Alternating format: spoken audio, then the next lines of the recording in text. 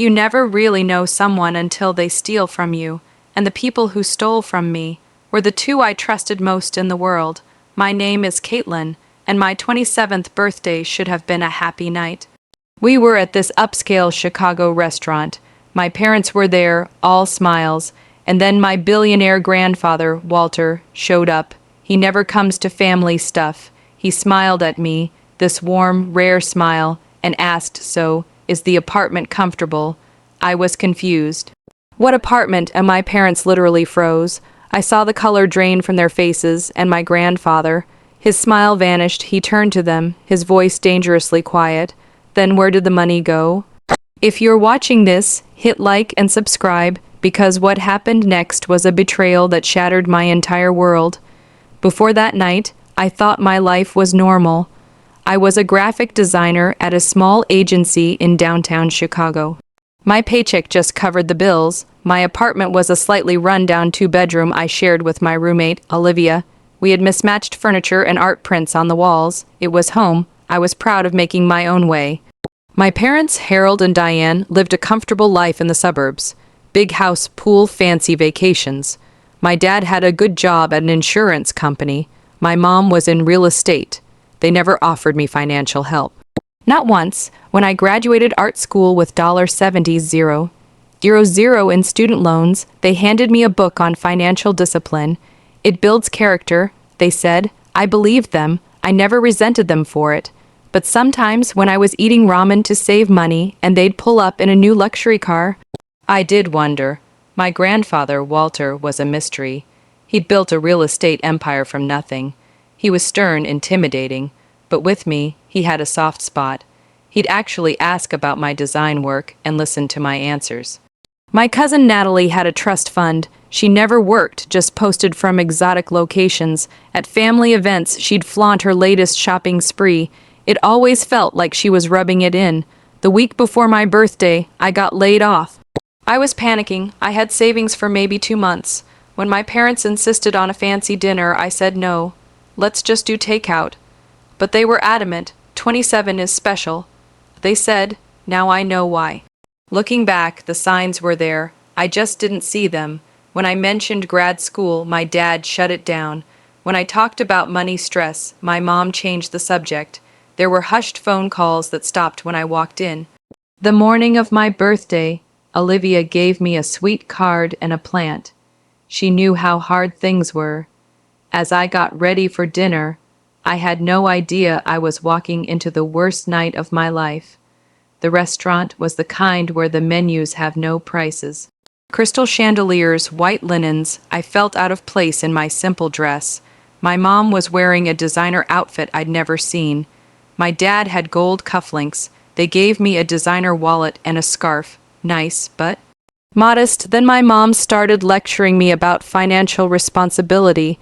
The irony is painful now. We were eating when the air in the room changed. I turned. It was Grandpa Walter. He walked in with his assistant, Jennifer. My parents froze. My dad stood up too fast. "Walter, we didn't think you'd come." Grandpa ignored him. He came straight to me. "Happy birthday, Caitlin." He kissed my cheek. I wanted to check in. "Jennifer says your investment portfolio is doing well. The trust should be performing strongly." I just blinked. My what? He frowned. "The trust fund. Established when you were born. You turned 25 2 years ago. Control should be yours now." I looked at my parents. They were staring at their plates. "Grandpa, I don't have a trust fund." His eyes went cold. "Of course you do. 5 million initially, plus growth. Managed by your parents until you turned 25. $5 million. The world tilted. $5 million, and I knew nothing about it. And the apartment in Gold Coast, he continued, his voice still pleasant, but his eyes were locked on my parents. "Is it comfortable?" I picked it for the security, the lake views. "What apartment?" My voice was a whisper. The silence was deafening. Walter turned to my parents, slowly, deliberately. His voice dropped to that terrifying, calm tone. "Then where did the money go?" My dad started stammering. "Walter, it's a misunderstanding. I sincerely hope so." He glanced at Jennifer. "Call Stanley now." "It's done, sir," she said. My mom reached for my hand. "Caitlin, this isn't how we wanted to tell you." "Tell me what?" I snapped that you've been lying to me my entire life. We were moved to a private room. Walter's lawyer, Stanley, arrived with a briefcase full of documents. The truth came out in cold, hard numbers. The trust was supposed to be worth over $8 million. Stanley looked at the statements, his face grim. It appears all but $300,000 has been diverted. $8 million. Gone. Where is it? Walter asked, his voice like ice. My father couldn't look at us. The house, the cars, vacations, Diane's business. It all came crashing down. The mortgage, the Mercedes, the kitchen remodel, the trips to Europe.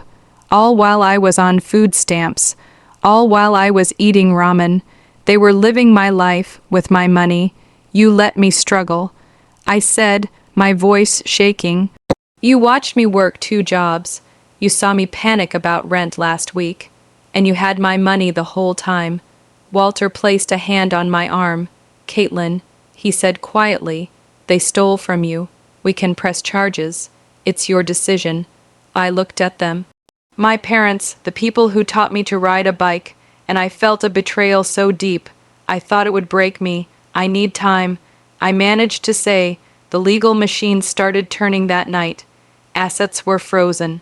The forensic accounting began. The car ride home was silent.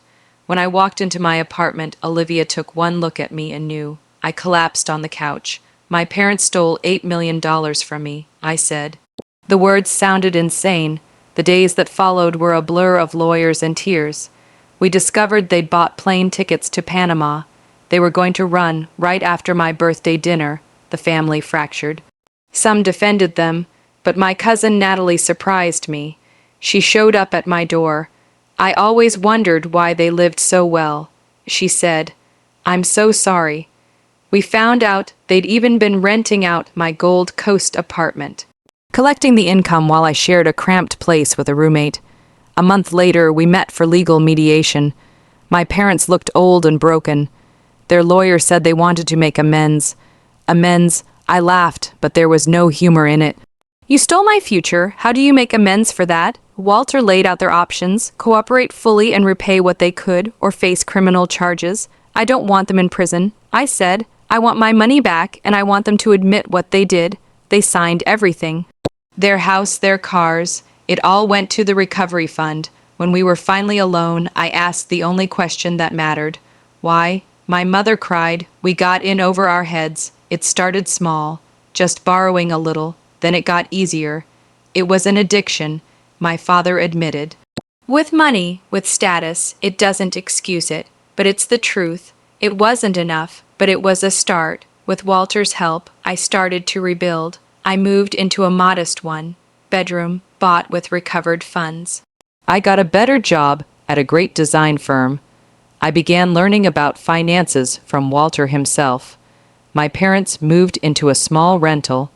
They were both in therapy. We started having cautious, monthly lunches. It was awkward, it was painful, but it was something. Months passed. I thrived at my job. I even started a small mentorship program for young designers.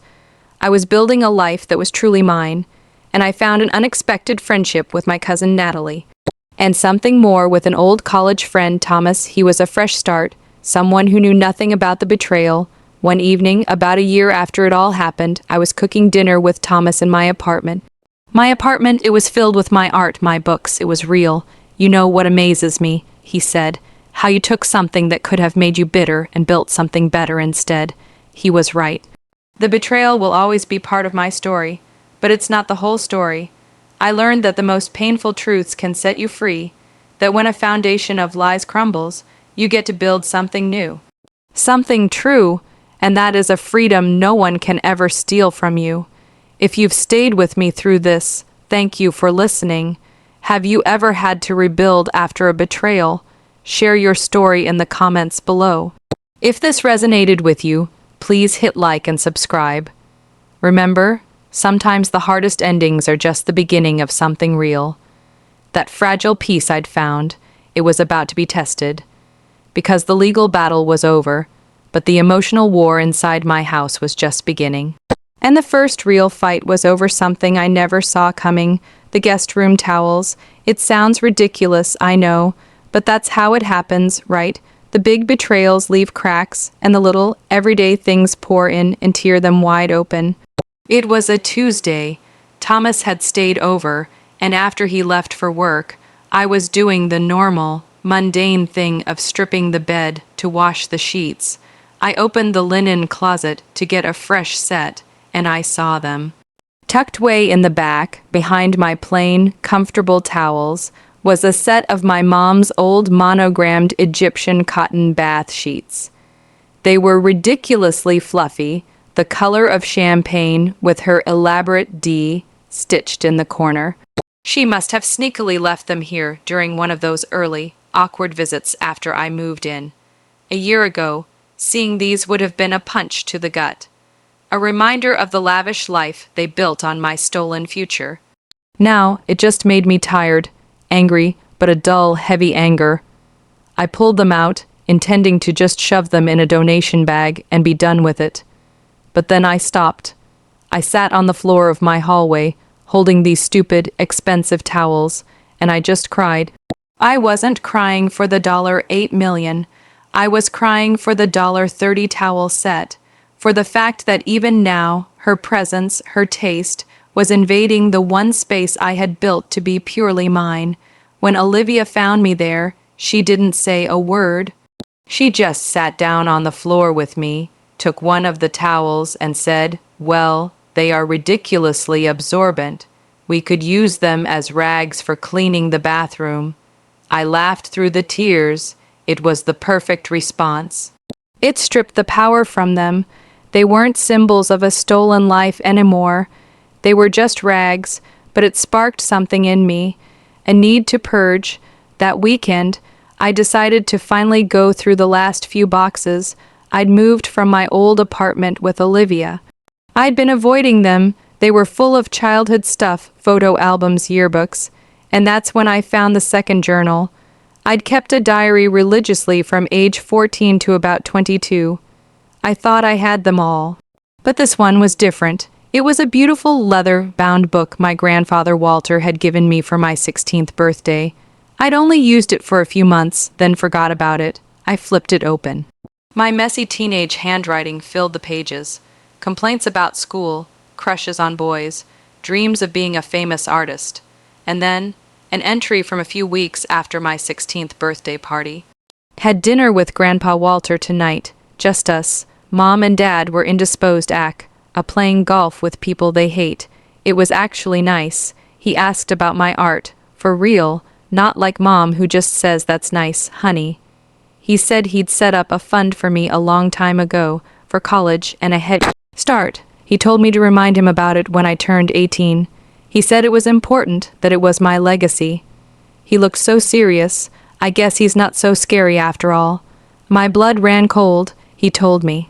He had told me, not the details, not the amount, but he had told me it existed, and my 16-year-old brain, overwhelmed with teenage drama, had filed it away and forgotten it. The guilt came first, swift and brutal. He told me and I forgot. This whole time I'd blamed myself for not seeing the signs, but this was a sign I'd literally held in my hands. Was it my fault? Then the anger returned, white, hot, and clear. No, it wasn't my fault. I was a kid. He gave the responsibility of managing it, of reminding me to them. My parents, they were the adults. They were the trustees. And when I turned 18 and didn't mention it, they didn't remind me.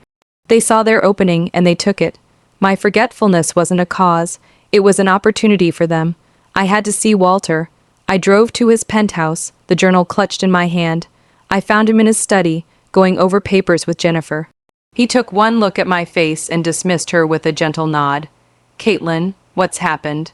I wordlessly handed him the journal, open to the entry. I watched his face as he read it. I saw the memory click into place in his eyes, followed by a profound, weary sadness. "I remember that dinner," he said softly, closing the book. "I was trying to bridge the gap. I thought if you knew, it would put you at ease about your future." He looked up at me, his gaze intense. "This changes nothing, Caitlin. You were a child. The burden was never on you. It was on them, always. A weight I didn't even know I was carrying lifted." his forgiveness, his absolvement, was the final piece I needed to truly let my own guilt go. I know, I said, my voice steady for the first time. I know it was. We talked for a long time after that, not about the money, but about family, about his regrets for not being more present for my mother, which might have shaped her relationship with money and status. It was the most vulnerable he'd ever been with me. As I was leaving, he said, "The trust wasn't just money, Caitlin. It was a message. It was me saying, I believe you have a future so bright. I'm going to invest in it." And despite everything they took, he added, his eyes sharpening, "They could never steal that future from you. Look at what you've built." He was right. I drove home to my apartment, my clean, uncluttered, monogram-free apartment, and I felt different. Lighter. The cracks from the betrayal were still there, but I was no longer afraid of them. I was learning to live with them. They were part of my foundation now, too. A reminder of what broke and what I chose to build in its place. The past was finally, completely, just the past. And my future, it was entirely, unquestionably, mine. People always ask me how the story ends, as if life is a movie that neatly wraps up after the credits roll. The truth is, it doesn't end. It evolves. The sharp, shattered pieces of my life slowly ground down into something smoother. Not the pristine glass it once was, but a mosaic, still broken, but rearranged into a pattern I could finally live with. My relationship with my parents became a quiet, distant shore. We talk, on birthdays, on holidays. The conversations are careful, like walking on wet sand, aware that the tide could always wash away our fragile footprints. They're still together, still in their small apartment. They send me cards sometimes. There's no money in them, just words.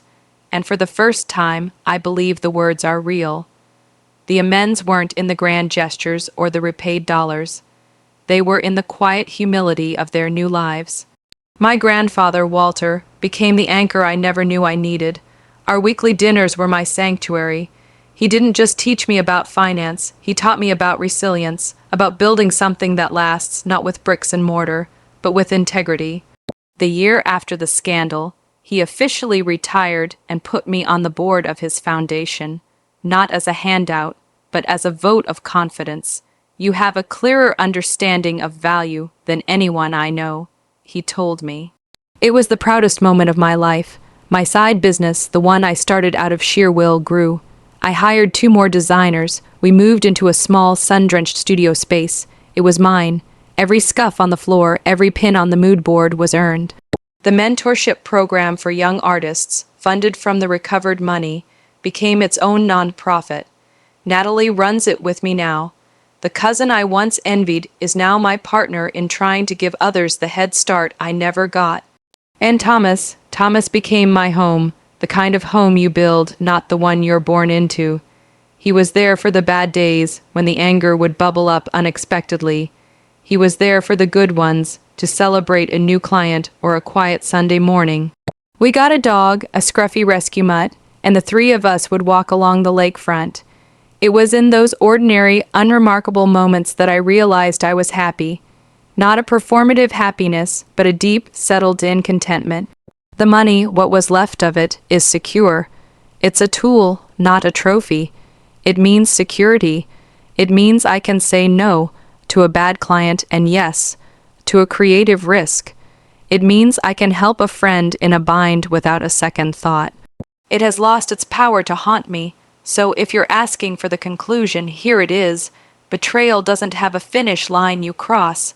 Healing isn't a destination you arrive at. It's a current you learn to swim in. Some days you float.